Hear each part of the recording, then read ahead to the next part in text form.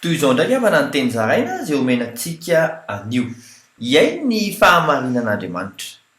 Andriamanitra dia tsy voatery andinika vao ahafantatra. Ahaka ny voasoratra ao amin'ny Joba 4:7 amin'ny anaran'i Jesosy hoe fa Andriamanitra tsy mba miandry aloha vao mandinika ny olona izay tonga ho tsarainy ao anatrehany. Izay marina dia ahita ny tavany. Ahaka ny ao amin'ny Salamo 107 amin'ny anaran'i Jesosy hoe fa mariny Jehova ka fahamarinana no tiany, ny mahitsy no ahita ny tavany. Zay ratsy fanahy kosa dia ho faiziny.